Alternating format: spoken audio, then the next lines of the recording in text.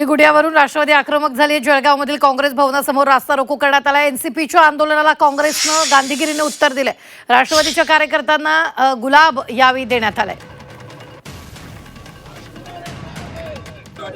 राष्ट्रवादी गेल्या 2-3 दिवसापासून आक्रमक झाल्याचं पाहायला मिळतंय। मात्र यावेळी काँग्रेसनं त्यांना आंदोलनाला उत्तर देताना राष्ट्रवादीला गुलाब दिल्याचं पाहायला मिळतंय।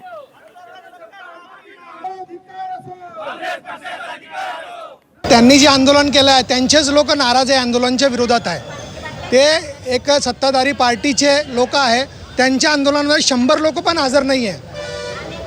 हे आंदोलन बघायचे आहे तर काँग्रेसचे बघायला पाहिजे त्यांनी, आणि काँग्रेसकडनं शिकायला पाहिजे। इतके आंदोलन तर आम्ही सुलग आमच्या तालुक्याचे कार्यकर्ता करतात।